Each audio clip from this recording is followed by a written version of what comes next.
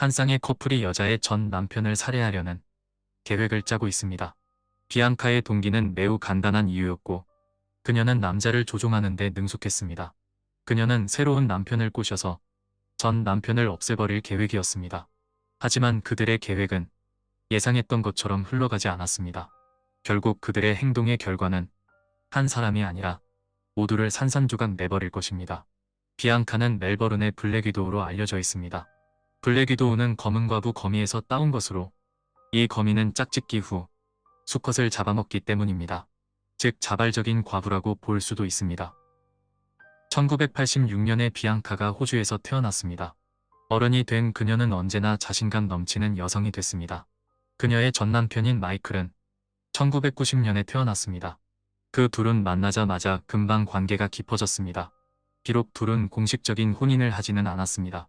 하지만 약혼을 했고 서로에게 헌신했습니다. 그리고 2013년에 비앙카는 마이클의 아이를 가졌습니다. 그리고 9개월 후 2014년에 그들의 첫 아들이 태어났습니다. 하지만 점점 서로 맞지 않는 부분이 생겼고 싸우는 일도 많아졌습니다. 결국 그들은 헤어졌습니다. 그들은 별거 중이었지만 서로 아이의 양육권을 갖기 위해 열심히 싸웠습니다. 그리고 양육권 싸움으로 시작된 분노는 쉽게 사그러들지 않았습니다. 이 남자의 이름은 글렌입니다. 마이클이 비앙카와 헤어지고 그 자리를 차지하고 들어간 남자입니다. 그는 1973년생으로 비앙카보다 13살이나 많습니다. 글렌은 비교적 단순한 사람이었습니다. 그는 중장기 운전기사로 일했으며 시골에서 사는 것을 선호했습니다. 불행하게도 그 남자는 속이기 쉬운 사람이었습니다. 왜냐하면 그는 읽고 쓰는 것이 어려웠기 때문입니다. 그들이 만나게 된 계기는 데이트 앱 틴더를 통했기 때문입니다. 두 사람의 간격은 금방 좁혀졌으며 금방 서로의 침대에 드나들게 됐습니다. 하지만 이 시기에 비앙카는 마이클과 다투고 있었고 제일 중요한 아이도 있습니다. 바로 이것이 비앙카와 글렌 사이에 있는 가장 큰 장애물입니다. 비앙카가 다른 남자를 만났듯이 마이클도 새로운 파트너를 찾았습니다. 그리고 그들은 같이 살게 됐습니다. 헤어진 후에도 비앙카는 마이클에 대해 험담을 하고 다녔습니다. 그리고 글렌에게는 가능한 최악의 형태로 마이클에 대해 묘사했습니다. 자연스럽게 글렌은 마이클에 대해 나쁜 인상만 남게 됐습니다. 그리고 점점 마이클과 글렌 사이에는 불길한 기류가 흐르기 시작했습니다. 비앙카와 헤어진 마이클은 이제 일주일에 한 번만 아들을 볼 수 있었습니다. 하지만 마이클은 법이 허용하는 한도 안으로 아들을 최대한 자주 만나기 위해 노력했습니다. 그러나 마이클의 이런 행동은 비앙카를 상당히 화나게 했습니다.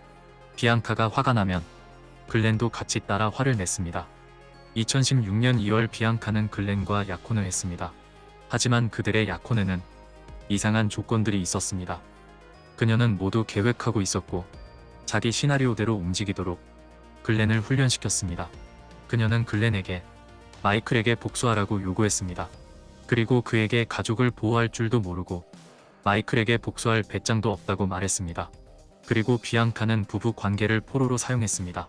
관계를 가질 수는 있었지만 글렌이 클라이맥스에 도달하지 못하도록 비앙카가 멈춰버립니다.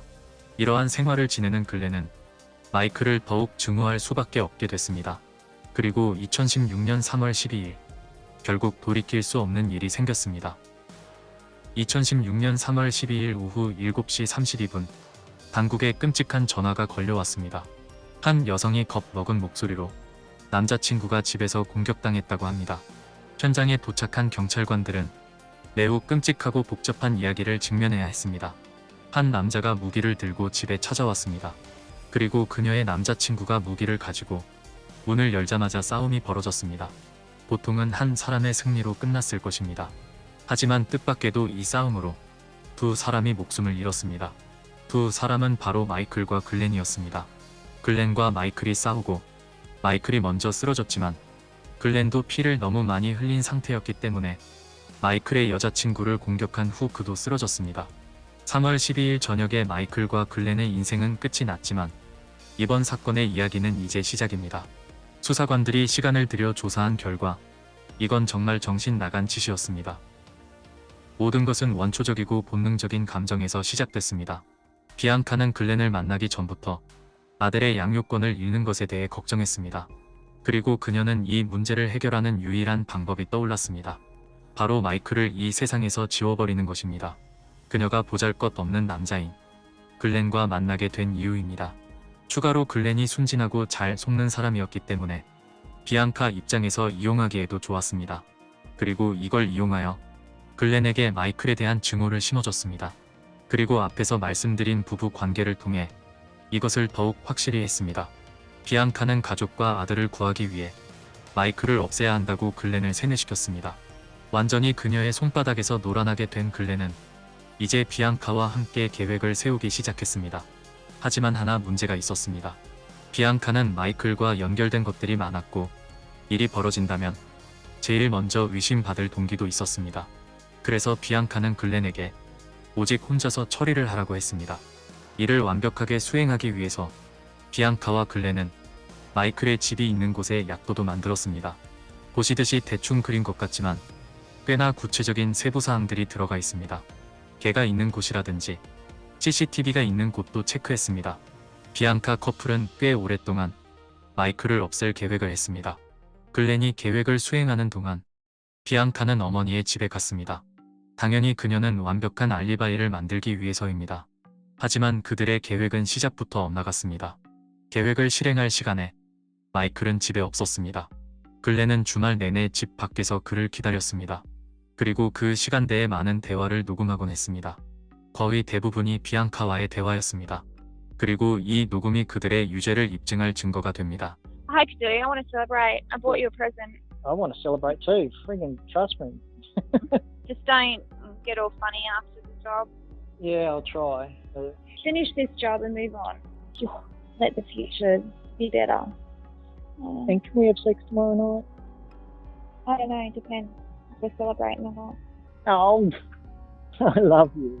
Enjoy your job. Yeah, I love you. Concentrate. I love you.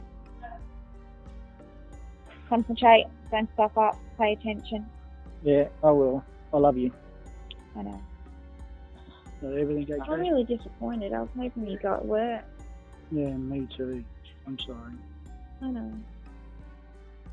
통화 내용을 보셔서 대충 느낌이 오겠지만 글렌의 사랑 표현을 비앙카는 자꾸 피하는 느낌을 줍니다. 비앙카는 글렌의 물음에 답하는 것조차도 매우 관심이 없는 것처럼 보입니다. 그들의 계획이 무산되면서 다른 날에 결행하기로 했습니다. 그날이 바로 2016년 3월 12일입니다.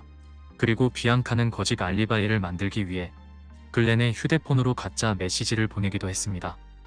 비앙카가 휴대폰 2개를 가지고 자작 메시지를 보냈던 것입니다. 비앙카는 마이클의 집에서 약 300km 떨어진 곳에 있었습니다. 글렌은 마이클의 집 근처에 차를 주차했습니다. 그리고 나서 무기를 들고 마이클의 집을 찾아갔던 것입니다. 마이클이 목숨을 잃고 글렌도 쓰러졌습니다. 그리고 글렌은 마이클의 여자친구에게 유언을 하나 남겼습니다. 아이들에게 사랑한다고 말해주세요. 그리고 비앙카도요. 마이클의 여자친구가 피해자라는 것이 밝혀지기 전에 두 남자를 살해한 것으로 보였기 때문에 체포됐습니다. 그럴 수밖에 없는 이유는 비앙카는 몇 달 동안이나 모든 조사를 피할 수 있었기 때문입니다. 그리고 10개월 후에 그녀는 법원에 청구했던 위자료로 마이클의 재산에서 25억 원 정도를 챙겼습니다. 비앙카는 아주 결백해 보였습니다. 하지만 한 달 뒤에 경찰의 신문에서 무너지기 시작했습니다. 비앙카는 자신이 사이코가 아니라고 주장했습니다. 그리고 자작극을 벌였던 문자 메시지도 부인했습니다. 하지만 완벽했던 그녀의 알리바이는 이 문자 메시지 때문에 무너지기 시작했습니다.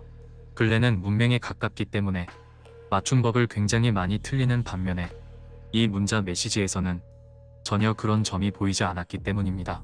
하지만 이것만으로 그녀를 붙잡을 수 없었고 금방 풀려나게 됐습니다. 그리고 비앙카는 데이트 앱 틴더를 통해 또 다른 남자와 만나고 있었습니다. 조사해보니 글렌이 목숨을 잃은 지 몇 주 지나지도 않았을 때부터입니다. 하지만 2018년 4월 4일에 비앙카는 다시 신문을 받게 됩니다. 그리고 과학 조사 결과 글렌의 무기와 약도에서 비앙카의 DNA가 발견됐다고 말해줬고 수사관은 확신했기 때문에 그녀를 계속 압박했습니다. 하지만 끝까지 부인했기 때문에 여전히 그녀를 기소할 수 없었습니다. 마침내 2019년 6월 그들이 목숨을 잃은 지 3년 만에 비앙카가 살인 혐의로 기소됐습니다. 앞서 DNA의 발견과 글렌이 수시로 남겼던 통화 녹음이 증거로 채택됐습니다. 그리고 재판 받기 전에 잠시 수감됐을 때 수감자들에게 자신이 글렌에게 시켰었다고 말했었습니다. 2022년 12월에 12명으로 구성된 배심원단은 평결을 내리는데 3시간밖에 걸리지 않았습니다. 그리고 만장일치로 비앙카가 마이클을 없앤 것에 대해 유죄라고 했습니다. 하지만 아직 선고는 나오지 않았습니다. 전문가들에 따르면 2023년 초에 모든 것이 결판날 것이라고 합니다. 그녀의 소식이 올라오는 대로 여러분들에게 알려드리겠습니다. 시간 내어 시청해주셔서 감사합니다. 언제나처럼 또 뵙겠습니다. 다음 영상에서 만날 때까지 모두 몸조심하세요. 구독과 좋아요는 영상 제작에 힘이 되며 여러분의 의견도 남겨주시면 감사하겠습니다.